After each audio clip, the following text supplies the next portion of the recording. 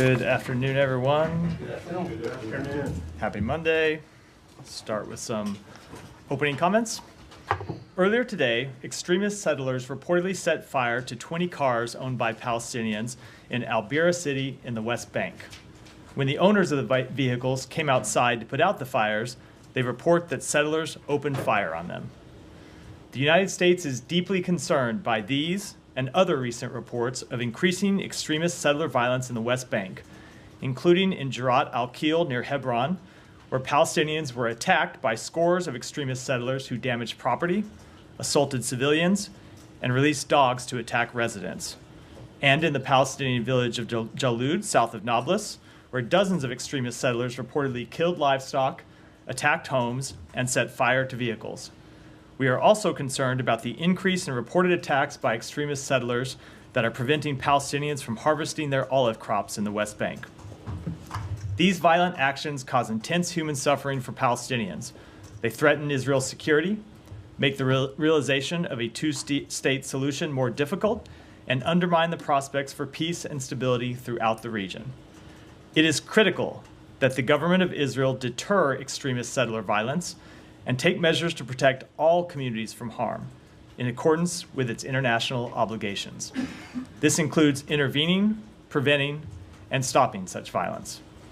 It is further incumbent upon the relevant authorities to do everything possible to de-escalate tensions and hold all perpetrators of violence against civilians equally accountable, no matter the background of the perpetrator or the victim.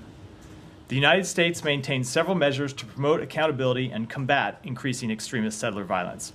Since February of this year, the United States has imposed sanctions on 14 individuals and 13 entities for undermining peace, security, and stability in the West Bank.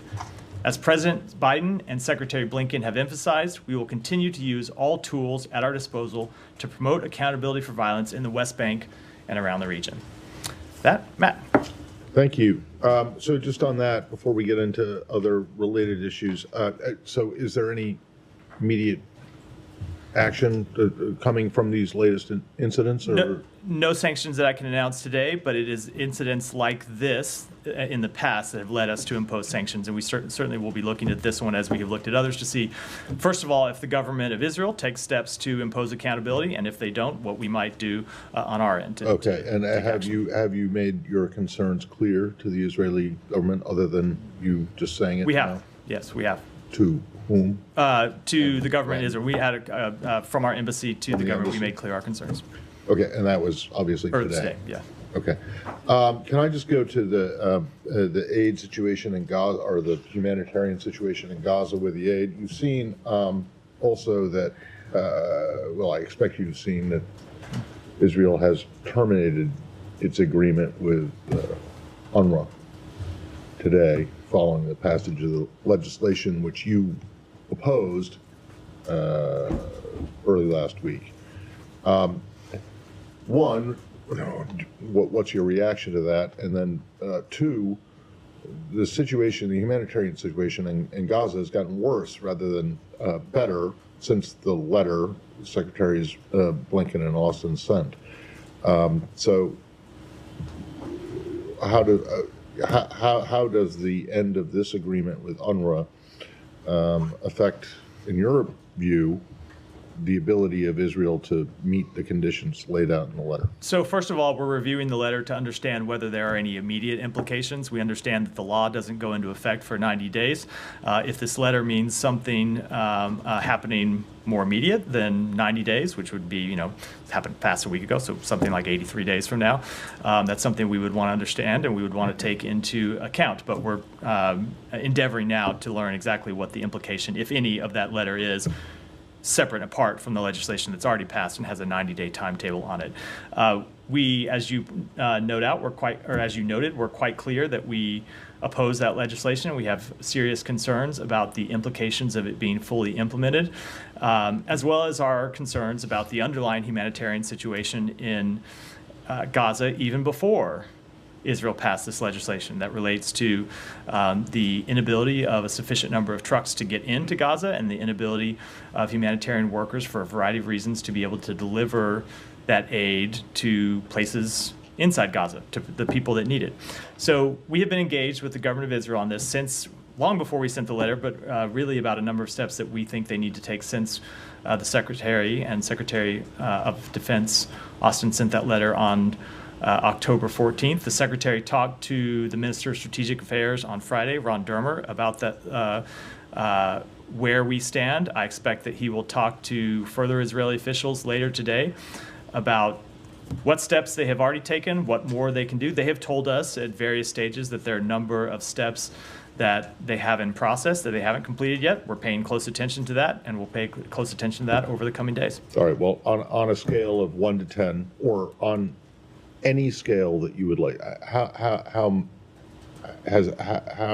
have they complied or not complied with the requests or demands, frankly, that were in the letter? Let me do it on a pass-fail instead of trying to give a grade, and that on a pass-fail basis. Well, that is a grade. They have, I mean, a letter grade, a percentage grade, a pass-fail, and that as of today, the situation has not significantly turned around. We have seen an increase in some measurements. We've seen an increase in the number of crossings that are open, but just if you look at the stipulated recommendations in the letter, those have not been met at this point. So that's a fail. We're not at the end of the period yet. They have not. If you look at the what we ultimately judge, what we ultimately judge on, which is the results on the ground, the results are not good enough today. Right. No. So that's a fail. They certainly do not have a passing grade. They have failed. I said they have failed to implement all of the things that we recommend in that letter. Now that said, we are not at the end of the 30-day period, and we are in conversation. Not ready to give them it's not the end. It's not the end of the semester. You don't hand out grades in the middle. I suspect that the levity is a little bit inappropriate. No, but look, you guys say they haven't done enough, so it's a fail. We are not at the end of where we are able to make an assessment. But I can tell you, the situation has not been good enough for some time, and the situation has not improved sufficiently in the 21, 22 days, whatever it is, since we sent that letter. Okay. There is still a week or so to go until we reach the end of the period, but there is much more that we need to see them do. Thank you. Yeah, thanks, Matt. I'm not going to grade you, but is there any scenario that you would see the possibility of distributing aid to Gaza without UNRWA?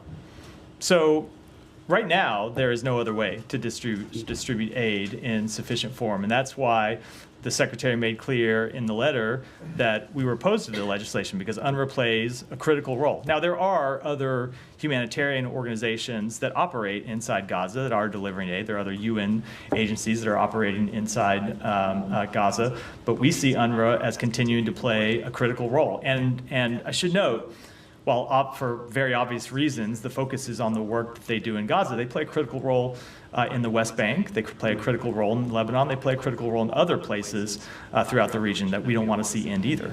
Okay, so you agree that UNRWA plays, and you said it, a crucial role? Absolutely, yeah.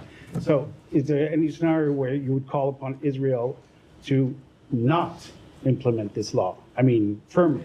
So we do not want to see the law implemented. Now, that said, I don't know whether that's possible under Israeli law, right? Yeah. There's a law that has been passed by the Knesset. I can't give you an opinion about what their legal options are.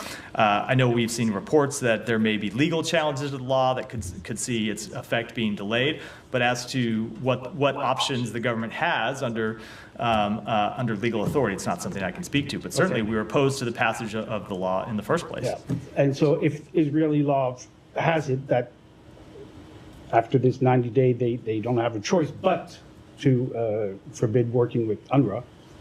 What happens? Well, they don't have a choice, but they wouldn't have a choice. I mean, if that's true, they wouldn't have a choice because of a law that they themselves passed. No, exactly. But where does that leave you? So I'm not going to forecast where we're going to be in the 87 to 83 days or whatever it is until this law is implemented. We've made quite clear to them what our concerns are, and we're going to continue to engage with them about those concerns. Matt, on the letter and what may or may not U.S. would do next week, should we expect action from the U.S. government if the picture next week is similar or worse on the humanitarian situation on the day? I don't want to forecast in any way what it is that we'll do at the end of those 30 days. But I mean, you've just said based on the 3 weeks. Since the 3 weeks that you've sent the letter, things have not significantly turned around. And there is one more week to go, which, by the way, is a time period, is a grace period that you guys have chosen to give to them. There is no grace period in the law. I would not describe it as a grace period. We've talked about this before. There were a number of things that are not light switches that you cannot, Sure. policy recommendations that we had that you cannot make happen overnight. So Sure. it's not a grace period. So can the U.S. government commit to taking action at the end of 30 days if the picture is dire as today? I am not going to tell you, I cannot predict to you what we will or will not do at the end of the 30 days. I do not know what the factual situation that we will face in that period will be. What I can tell you we will do is we will follow the law. The way we have followed the law to date, we will continue to follow the law. Right. And on what Israel is doing in northern Gaza, they say Hamas is regrouped in this area, and that's why their military and tanks are back there. I'm wondering, what is the U.S. assessment? Is that also the U.S. assessment that this is the case and this is necessary military action? I don't have a military assessment to offer from here. We know that there are Hamas fighters that continue to operate in northern Gaza. The Israelis can speak to what their own assessments are as to what it is that they are targeting in their operations in the north. Is the kind of military campaign that they've been conducting in northern Gaza for the past 3 to 4 weeks, is that acceptable to the United States? We have concerns about specific actions we've seen. You saw me speak last week to the concerns we had about a building that they took down in which 25 children were killed and scores of other civilians were killed. We have great concern about the civilian harm that we saw in that strike and the civilian harm that we've seen in general in operations in northern Gaza. In the same way, we have concerns about the fact that humanitarian assistance is not getting into everywhere in Gaza. We've been quite clear with Israel that we believe they have an obligation to get humanitarian assistance in. Ultimately, what we want to do is see the war end. And that's what we're trying to bring about, is an end to the war that stops the fighting in northern Gaza, that stops the fighting elsewhere in Gaza, that brings the hostages home, and ultimately lets Palestinians start to rebuild their lives, rebuild their communities. Right, sure. But that has proven to be very elusive, as you know, as well.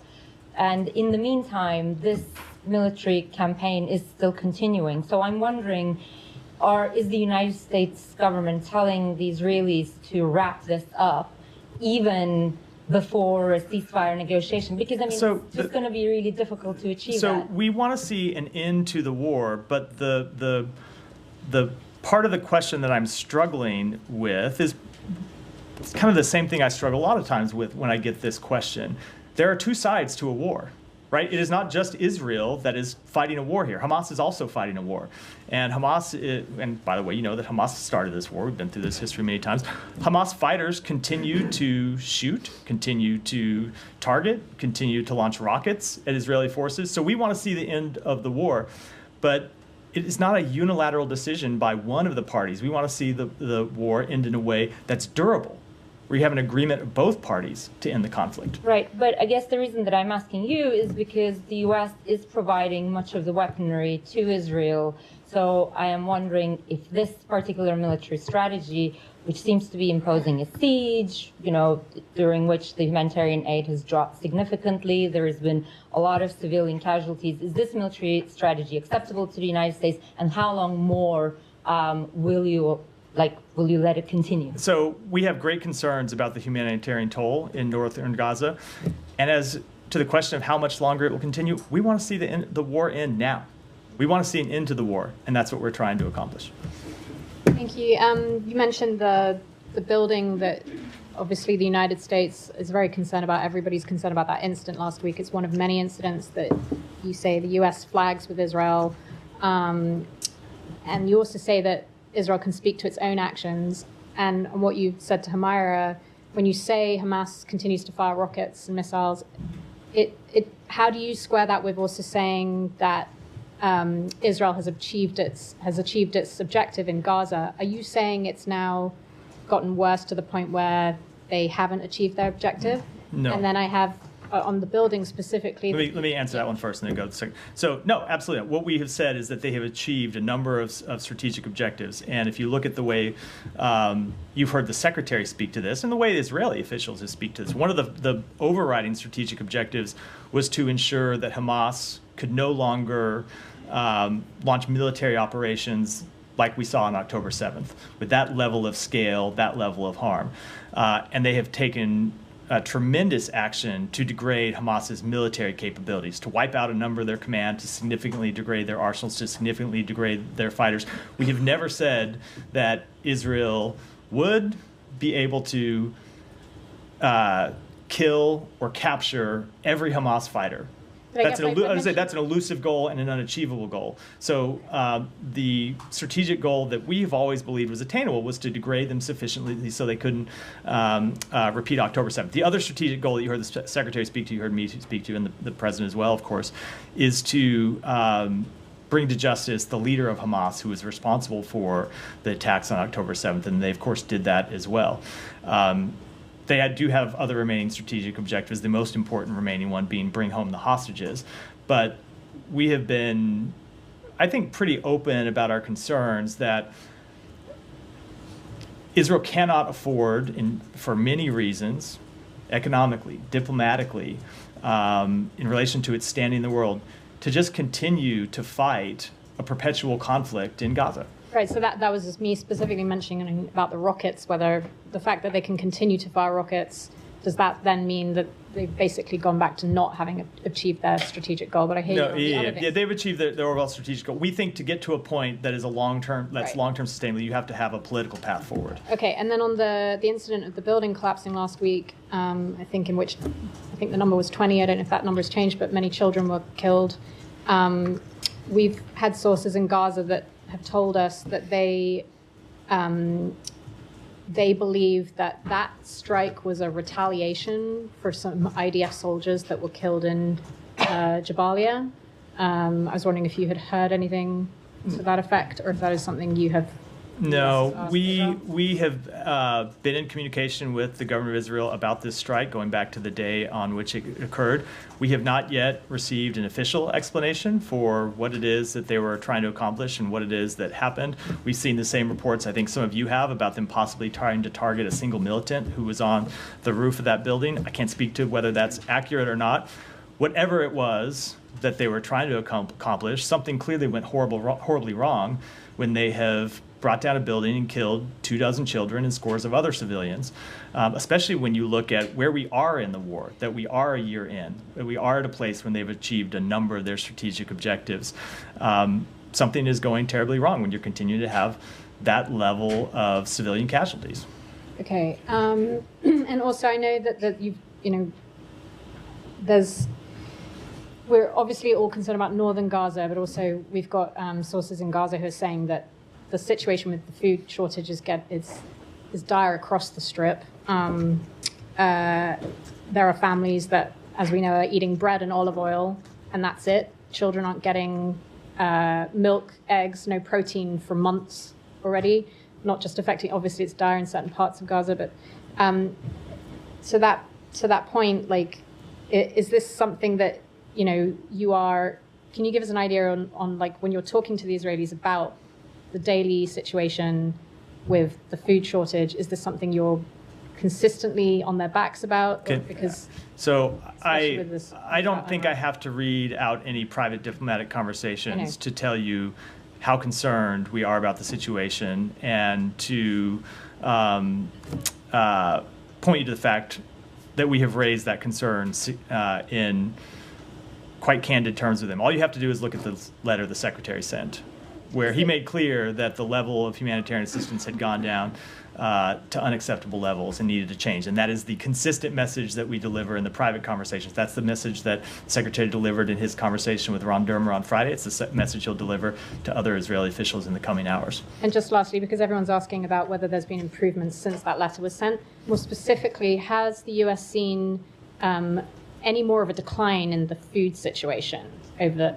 the last week or so? Is that something? So I can't give you an assessment of the food situation. We have seen different routes open, and there were days when an increased number of trucks went in. For the the actual number of trucks per day, I don't have an assessment standing here. It's all public information. You can look at it from the United Nations and compare the number of trucks that go in 1 week versus the previous week versus a month ago or 2 or 3 months ago. But again, that is only one of the metrics that's important here. It's not just a question of trucks getting to the crossings. The trucks have to then continue to be able to distribute aid to civilians inside Gaza, and there have been significant impediments to that delivery happening as well. Said. Very quickly on settler violence. Now, if there are settlers who committed violence that have U.S. citizenship, would you be able to demand that they be extradited? That's something a question you'd have to put to the Department of Justice side. Okay, well, but as far as, let's say, whatever tradition and so on, It's a Department of Justice question, not a State Department question. All right. Okay, I'll move on. Now, you also said something about UNRWA. We talked about UNRWA. Well, it seems that the Israelis are gunning after other agencies like OCHA and others and so on. And they probably target them much like they target UNRWA. So it seems that they What are. are you? I'm not questioning. I missed whatever report you're referring to. All right. Well, OCHA is basically the spokesman for OCHA. Yeah, I know who they are, but I don't know what report of Israeli targeting you're referring But to. it seems that it's not only UNRWA, but almost any other agency that could possibly, provide the Palestinians with what UNRWA was providing is being targeted. So it's not just one thing. Do you believe? Well, hold on. Before you go to the question, Right. Is there a specific instance you want to reference that I can respond to? Yes, I mean, just most recently, they disallowed the representative of OCHA from visiting the West Bank and other places. So, it's, that's what they keep saying. They say OCHA is also meddling in their affairs and so on. They are giving cover to Palestinian activists and all kinds of things. My question is the following. Within the 90 days, they have a 90 days before implementing the law against UNRWA. Would the United States lean on Israel to rescind its decision? Of course, we want them to see them rescind the decision. We wanted them to not pass it in the first place. Now, Right. I don't really have any illusions if you look at the politics of the Knesset that that's a likely step that they're going to take. If you look at the number of votes by which it passed, but we have great concerns about the passage of the legislation and its implementation. Okay, but the U.S. does not have any leverage to impose on Israel or to say, look, if you do this, we will do this. We may, if I know you were here last week and Right, and right. hold on and got my answers to the question about this. Right. Where I pointed out that in the Secretary's letter, we made clear that there are potential legal and policy implications for the implementation of this legislation. We're talking about UNRWA because UNRWA has been there for the better part of this conflict, all throughout. And in fact, it was a Western thing. It was, the Americans and the Europeans that we should have this organization. We know that probably 170 countries or even more, 180 countries support UNRWA. So you're telling me that Israel basically can flaunt the whole world and say, we'll do whatever we want because we have the backing of the United States? No, Israel can make decisions that any sovereign country can make, and the United States can do the same, as can other countries. Okay, let me just ask you a couple more questions on the hospital situation. There was extensive reporting yesterday by Associated Press on the fact that Israeli claims about the hospitals, about many of the hospitals, that they were actually a place where fighters hid and so on, turned out to be false. So hasn't the time come for the United States to say, hospitals, that's it, don't bomb the hospitals, don't do this to the hospitals, allow some, a modicum of medical care to these Palestinians that need it? We absolutely do not want to see hospitals targeted. Right. We also don't want to see Hamas take refuge inside hospitals. And I will tell you, you have seen us release our own intelligence where we've said that we have seen evidence, at least in one hospital, where Hamas was hiding underneath a hospital and was deploying its fighters underneath a hospital. So absolutely we want to see hospitals protected, and one of the ways to ensure they are protected would be for Hamas to stop taking refuge inside them. All right, but this is a recurring story. I mean, Israel could claim forever that there are Hamas fighters. I'm not talking. So, Said, just to be clear, I'm not talking about an Israeli claim. We ourselves have seen evidence of Hamas building tunnels under hospitals and hiding inside Okay, hospitals. so we saw this with the Shifa Hospital, and it was an ancient tunnel, but that's not the point. That is not our assessment, Saeed. Okay, that's fine. But I'm saying that has been bombed and bombed. I'm glad you and think it's bombed fine. again. I'm telling you that was our assessment as a That's factual good. matter. But this has been, this was bombed and bombed and bombed again. I mean, this could continue. It's like deja vu all over again. Which is why we are trying to end the war. Okay, And get well- get to lasting peace and security and stability Okay, for well, Israelis that- and Palestinians. Okay, that takes me to my last question. The Israelis are saying that clearing northern Gaza of Hamas fighters will take another 6 months. Does that mean that this war will go on for another 6 months and you will actually support that? I cannot make any predictions about how this war will proceed, but I can tell you what we are trying to bring about, Saeed, which is an end to the war as soon as possible. Go ahead, and I'll come back to this. Just stay in the region for now. Okay, thank you. On Iran, over the weekend, the Iran Supreme Leader Khamenei said that Israel and the U.S. Should anticipate a crushing blow. And today, Wall Street Journal had a story saying that Iran's planning a complex response involving more powerful warheads, and they're going to use regular army and RGC, citing Iranian diplomats. So my question is, what is the U.S. message to the Iranian Supreme Leader? I mean, are they getting it? And what is the U.S. doing to discourage the Islamic Republic from attacking again? And lastly, what is the U.S. preparation to counter such attack? So our message to the Supreme Leader is the same as the message that you heard us say last week, which is it should not respond further. It should not escalate the situation further. And if it chooses to do so, we will support Israel in defending itself. Thank you. Thank you. Can we move to North Sure. Korea? So EU's Foreign Policy Chief Joseph Borrell held talks with his South Korean counterpart on Monday. Would you like to provide a general comment? Does the U.S. usually get a debrief afterwards? We often do in these cases. It's not one that if we have at this point, it hasn't made its way to me. I don't have any comment other than that obviously we support engagement by two of our significant allies. And can you talk about the upcoming consultation between U.S. and its allies? Is it fair to expect a trilateral between the United States, Japan, and ROK on the sideline of next week's APEC? I don't have any announcements to make about scheduling today. The Secretary spoke to his South Korean and Japanese counterparts on Thursday in the wake of North Korea's most recent ballistic missile launch, and we will continue to consult closely with both of those allies of the United States. Do you have any new report or new development from the newly established multilateral sanctions monitoring team? Only that we are making positive progress with our partners, but I don't have any specific updates to share beyond that today.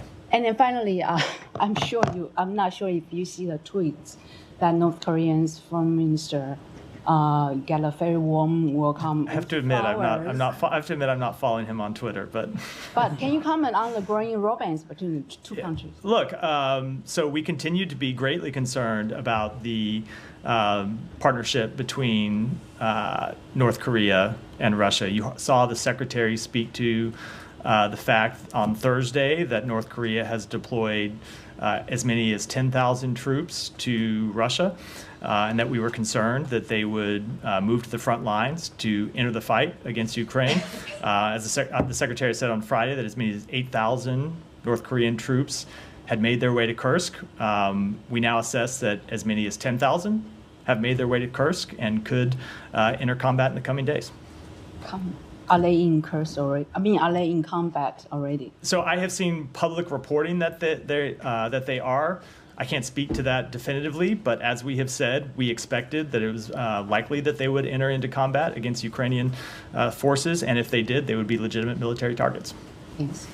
Just to comment, 10,000 are actively right now involved into the In Kursk, fighting. yes. In Kursk. Yeah, it's our assessment. 8,000 to It's ours. 10,000 is not correct. As many as 10,000. Okay, yeah. thanks so much. Up from when we spoke Thursday, when we said as many as 8,000 were there, now we can see that we assess that as many as 10,000 have made their way to Kursk. Thanks so much. The Secretary's statement on the security aid, so on Friday that he issued, we have seen some slight, change there, and please correct me if I'm reading too much into it. He's not saying Probably. anymore that, unlike, his July 11 and August and September statements, he's not saying anymore that we will be sending this as soon as possible. He's also saying that we will be allocating from the congressional approved aid as much as possible by the end of the president's term. You guys used to say all of it. Alex, we're in a different situation. You may remember that at the end of the fiscal year, we announced a drawdown of all the remaining authority. We did that under just through a slightly different procedure than we had done previously because we were coming up to the end of the fiscal year, and so we drew down a large number. I don't remember what the exact number was, and now we're spending against that drawdown in the weeks ahead. So that's why these announcements, just at a technical level, look different than the ones that happened before September 30th. But can you assure us that it will be deployed as quickly as? You should talk to the Pentagon about the deployment of drawdown authority. Thank you. Moving to Georgia, the Georgian government, they refused to, implement international investigation, and the protests out there. Today, opposition declared that they will have non-stop protests. The only request they have from the U.S. and the West is that they want to make sure that you guys are standing with the people of Georgia. That we have what? Standing with them. You support them. Of course, we stand with the people of Georgia. And is there anything we can do to prove that's the case in terms of, we have made clear that we stand with the people of Georgia. We have made clear that we support their EU ambitions. We have made clear that we support their further integration with their Euro and Atlantic partners. We have put, as you know, under review a significant amount of assistance that we provide to the government of Georgia and have suspended $95 million of that assistance because of steps that we have seen them take. And we will continue to look at whether there are additional measures that would be appropriate. And if so, we won't hesitate to use them. And despite the congressional cause, you still refuse to sanction Ivanishvili and others. I don't have any announcements to make about what additional sanctions activities. And finally, Moldova. I know the White House had a statement, but we haven't heard from the Secretary, but he did raise his concerns prior to. There will be a statement coming from the Secretary this afternoon. What is your, can you preview the statement? Yeah. I think he will congratulate President Sandu on her election. And in terms of Russian involvement? It will be the opposite of what the White House statement was. I didn't want to say that, but yeah.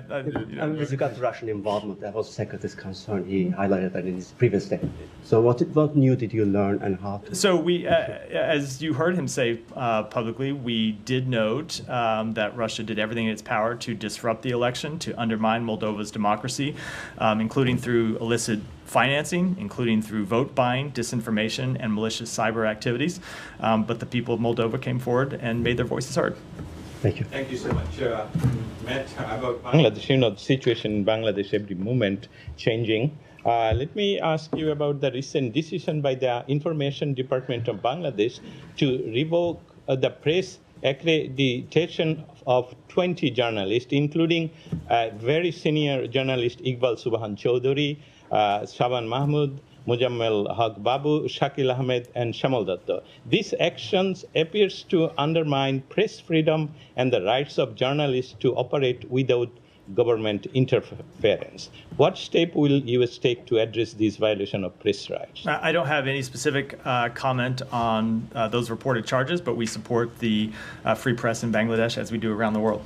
Thank you. And one of the largest political party, the Jatiyo Party of Bangladesh, a central office was vandalized yesterday and set fire on by the anti-discrimination student organization supported by the interim government. Following the situation, the government imposed Section 144, banning Jatiyo Party protest gathering on November 2nd. How does the U.S. State Department view the current efforts by Bangladesh interim governments to marginalize the political parties, including the Jatiyo Party, from the political landscape? So we are monitoring reports of protests in Bangladesh. We support freedom of belief and freedom of expression, peaceful assembly and association as essential elements of any democracy and the welfare of all persons in Bangladesh and, as I said, around the world. And thank you. Finally, what your assessment of the sedition charges filed against 19 Hindu leaders, including ISKCON leader Chinmay Prabhu in Bangladesh, and does it view this charge as impacting religious freedom or minority rights in Bangladesh? We are aware of the charges, and we encourage a fair and transparent legal process for all individuals. Thank you so much. Thank you very much. Thank you very much. 25 years ago, my senior colleague Matt Lee had joined this press briefing room. Mr. Richard Boucher was the press gentleman like you are. I'm here. That's not right. Yeah. Richard Boucher was no. Jamie Rubin was the spokesman. Just a few months later, Mr. Richard Boucher No. came, and he is my friend till this day. Do you want me to step off stage for a minute and you guys can handle this? I don't know why my It's the name has last to come day up here. before election, so let's make it a little more serious. So, ironic. Mr. Matt, last 2 years, in 25 years, I've skipped journalism only for a year and a half when I was in Virginia Hospital Center. So when I came, then I started, and you have been here since most of the time here.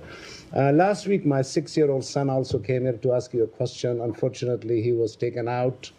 Other journalist children have been allowed. Last week, my question is, last week, you had the audacity to say that your administration had nothing to do with the removal of Imran Khan, while you had told my friend Matt, the word close-ish about the removal of Imran Khan. No, Remember that is not an accurate representation You of what had I said said. that we had told Imran Khan that your visit to Russia was a disliking, and we had I that should leave it basis. alone, but you're not right. Okay. Second one. Yesterday, a Supreme Court attorney got recovered after a month of abduction in Pakistan. After a month, Supreme Court attorney.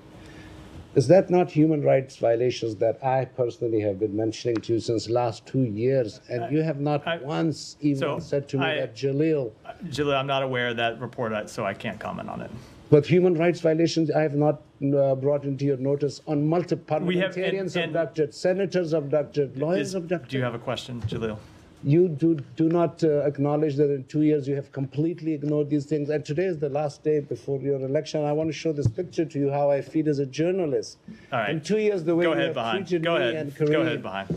If you have a question. The other day I went to You know what? the This White is House, we guess have what? They told me Secret Service we told me that Jalil. we I have no Jalil idea what's going on Jalil. from This is us, question unless you are time, not okay, but argument time in the briefing room. keep politics Go ahead, on the behind side. you. The beauty of this, Go- this room go is ahead. the journalists here as well, Matt. You don't just And I keep appreciate journalists that show up with questions, not extended arguments. Go ahead. That's I want to tell you the last day of Go. the election. You can go ahead with your Respect question. journalism, please. Go ahead with your question. I'm going to respect journalism by calling on a journalist in the room. Yes, I will shut Go up. ahead. Thank you, Mr. Matt. You know that Mr. Smotrich and Ben Gvir, they are both crucial members in the government of Israel, and one of them is explicitly encourage expanding settlement in West Bank, and the other one explicitly and practically arming the settlers in the West Bank. Last Wednesday, you rejected that Palestinian has a right to defend themselves against these settlers, and you said that it's a matter of law enforcement. Can you give me in this context, can you give me more clarification or more explanation what type of law enforcement that can encounter these expanding settlements and encountering these settlers who burning Palestinian homes, burning, like happened yesterday, Palestinian cars, steal their lands. So it's kind of some game. As you supposedly a fair mediator between Palestinian and Israeli, what is your vision for moving this situation, specifically the government itself, encouraging these settlers to expand the settlement? Yeah, so when it comes to who is responsible for law enforcement operations, it depends in what area of the West Bank it is. I think as you well know, in Area A, the Palestinian Authority has principal responsibility for law enforcement operations, and in Area C, it is the government of Israel. And so when you heard the opening remarks at this briefing today, I made clear that relevant authorities, whether it be in Area A, whether it be in Area C, whether it be anywhere, need to respond to acts of violence no matter the perpetrator and no matter the victim. Now, when it comes to settlements in Area C, we want to see the government of Israel do more to prevent settler violence, to crack down on settler violence, and to hold settlers accountable for that violence. And we have also made clear that if we do not see sufficient action from the government of Israel, we will impose our own actions, as we have on more than 24 occasions already this year. Okay, second question on UNRWA, last question on UNRWA.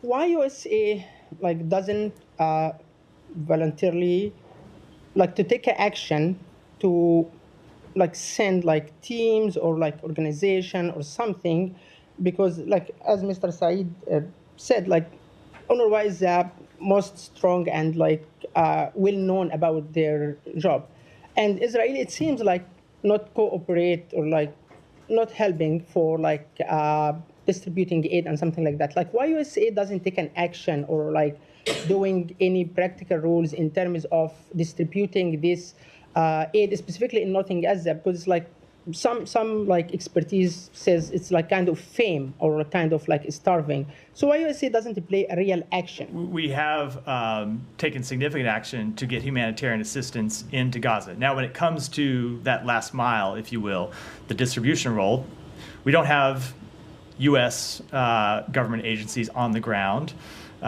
implementing aid delivery, but we are facilitating a great amount of aid making its way to Gaza. In fact, the United States is the largest donor of humanitarian assistance to the Palestinian people. And we fund a number of the UN agencies who then do that last mile delivery inside Gaza, and we'll continue to do so. But you don't fund UNRWA anymore. Not UNRWA, but we fund other agencies, what I was referring to. With that, we'll wrap for today. Thanks, everyone. Thank you.